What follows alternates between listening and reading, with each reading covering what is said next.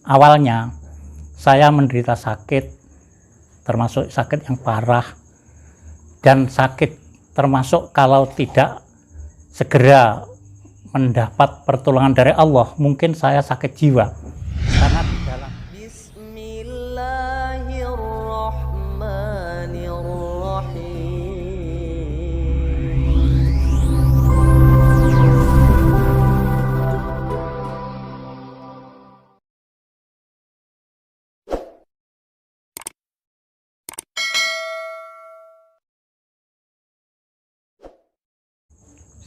Assalamualaikum warahmatullahi wabarakatuh.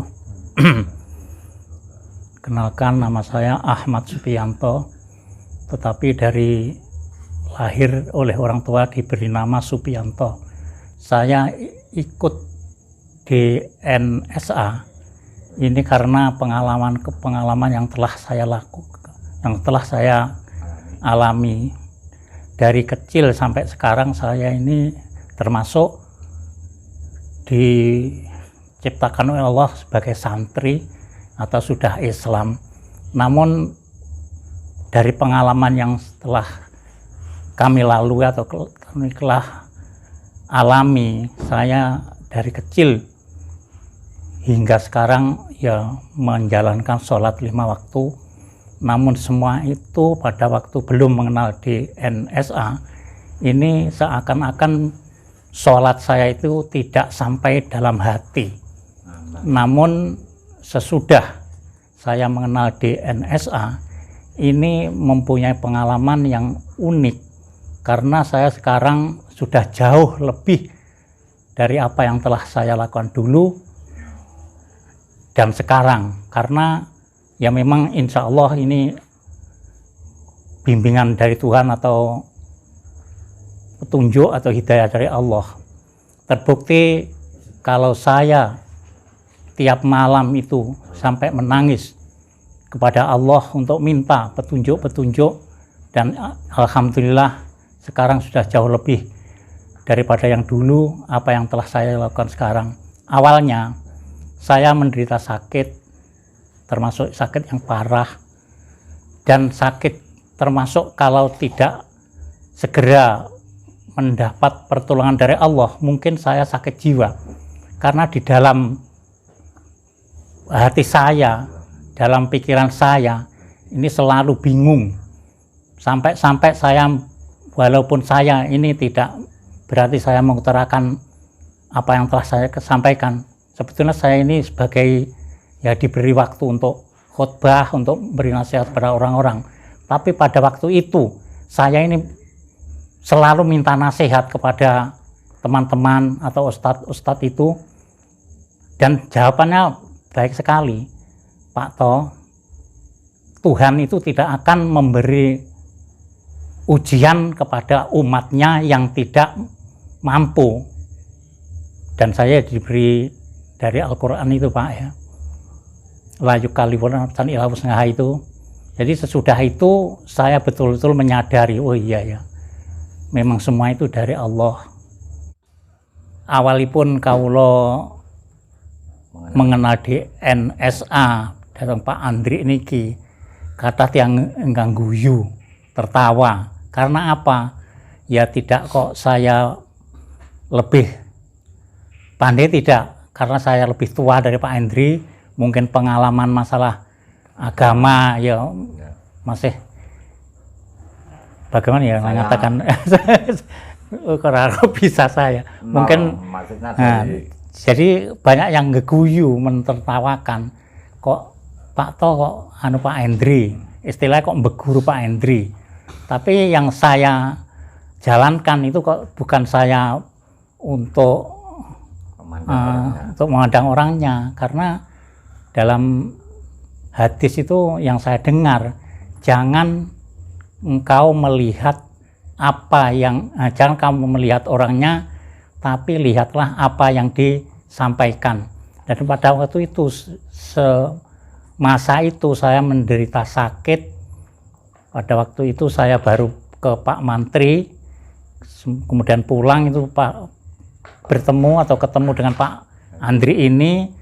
Saya ini pada waktu itu sudah tidak seperti yang dulu fisiknya itu, karena pada waktu dulu saya ini termasuk orang yang katanya gagah, tapi pada waktu sakit itu saya habis badan saya ini, daging saya ini tulang dan kulit. Oleh karena itu ditanya oleh Pak Hendri, sakit nopo? Saya mengatakan kalau sakitnya termasuk sakit hati, tidak tenang, kecemasan. Terus kalau dengan Pak Hendri itu diberi saran, Pak, semua itu serahkan kepada Allah, dan kita itu saya diberi ilmu oleh Pak Hendri, yaitu masalah DNSA.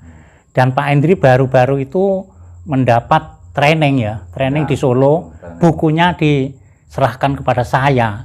Terus saya pelajari, tiap hari saya tiap jam kalau di rumah itu selalu membaca itu. Akhirnya saya menemui metode yang dinamakan DNS itu. Artinya napas kita itu jangan sampai lupa pada Allah. Jadi kalau napas masuk itu ya hu itu artinya dia. Allah, kalau keluar Allah itu dia Allah. Yang kita ingatkan hanya dia Allah. Kemudian oleh teman-teman saya, la ilaha illallah kok diganti? Tidak mengganti, artinya kan lebih pendek, lebih mengenal. Jadi kalau la ilaha illallah, nanti kalau kita kepanjangan akhirnya matinya belum sampai ilallah kan tapi kalau huwa itu kan mesti dia Allah. Jadi huwa Allah itu artinya dia Allah, tertuju pada Allah. Seandainya kita huwa itu kan sudah akan tertuju pada Allah. Itu saya angan-angan dengan hati yang jernih, dengan hati yang ikhlas, betul-betul saya hanya menghadap kepada Allah Subhanahu wa Ta'ala. Oleh karena itu pada waktu itu telah kami sampaikan dahulu bahwa saya seakan-akan akan stres. Itu pertanda bahwa keimanan saya, ketakwaan saya kepada Allah itu kalau saya nilai belum ada apa-apanya. Tapi sesudah mengenal DNSA ini seakan-akan berubah sekali. Jadi semakin mendekatkan diri dan semakin percaya kepada Allah Subhanahu wa Ta'ala bahwa semua itu adalah dari Allah Subhanahu wa Ta'ala. Dan pada waktu itu saya membaca di bukunya, semua kenikmatan yang kita terima itu dari Allah. Tapi pada waktunya kita dicoba oleh Allah, diberi ujian oleh Allah, maka mintalah pertolongan hanya kepada Allah. Jadi bukan kepada siapa-siapa. Mintalah pertolongan kepada Allah Subhanahu wa Ta'ala.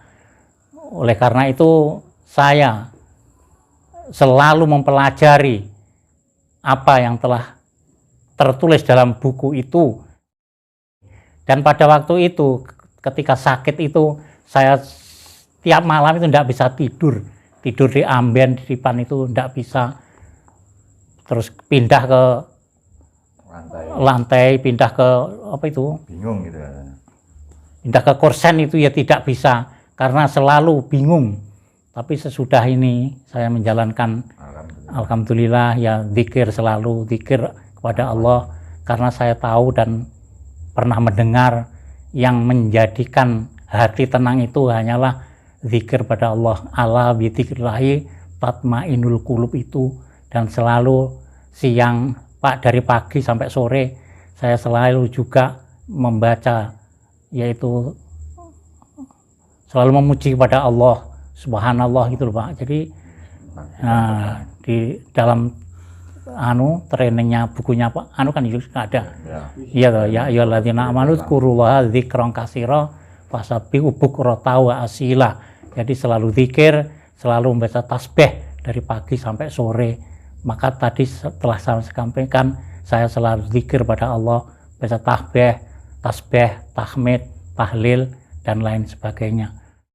Jadi saya sekarang betul-betul menyadari bahwa apa yang terjadi pada diri saya dan umat itu adalah afnalnya Allah Subhanahu wa Ta'ala.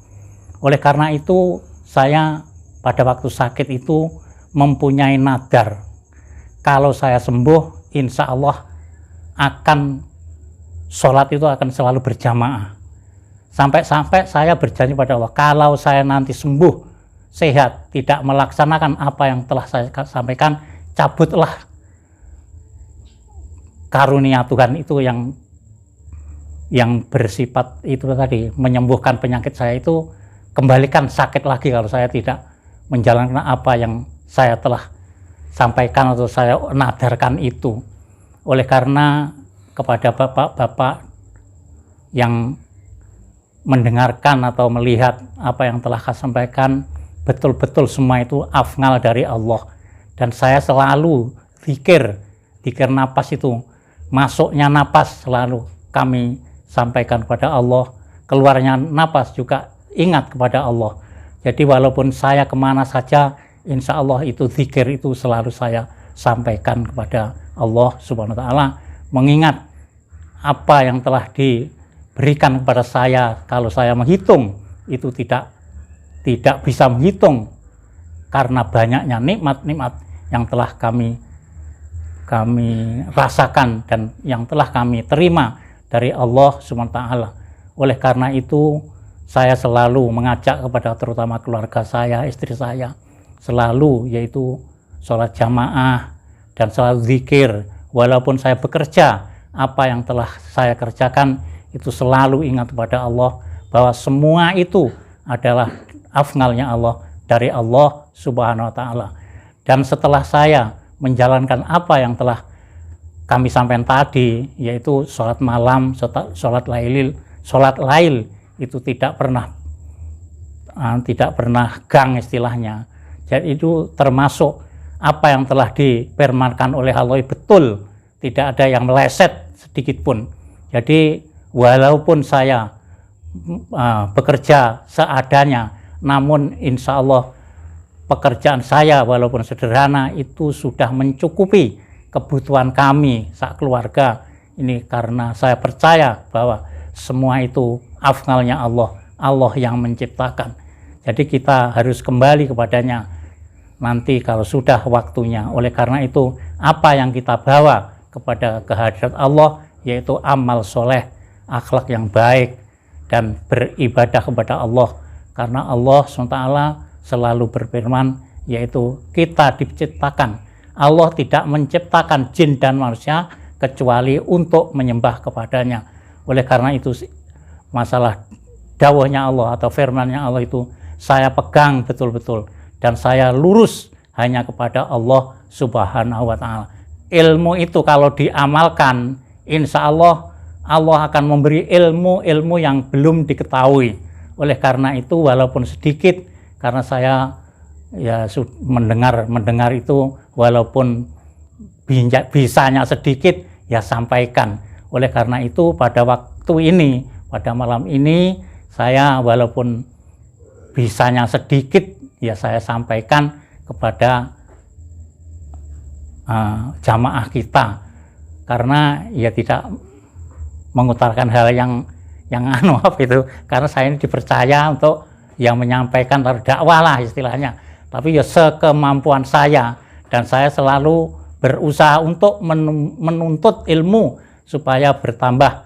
Apa yang dikatakan oleh Nabi itu, kalau ilmunya diamalkan, insya Allah Allah akan memberi ilmu yang belum diketahui. Itu terbukti walaupun sedikit-sedikit, insya Allah, karena ketekunan saya, karena yaitu percayanya kepada Allah SWT, Allah selalu insya Allah memberi petunjuk, memberi jalan yang benar yang saya belum mengetahui. Oleh karena itu kami mohon kepada bapak-bapak atau ibu-ibu yang mendengar dan melihat apa yang telah kami sampaikan, mudah-mudahan Allah SWT memberi hidayah, petunjuk kepada kita semua, jalan yang lurus, karena hanya jalan yang lurus, hanya kepada Allah lah kita akan selamat dari dunia dan akhiratnya. Amin ya rabbal alamin. Sekian kalau saya istilahnya menyampaikan apa pengalaman saya yang telah saya lalui, mungkin tidak ada habisnya. Oleh karena hanya sekian, ada kurang lebihnya, ada kekilafannya, saya minta maaf yang sebesar-besarnya. Wassalamualaikum warahmatullahi wabarakatuh.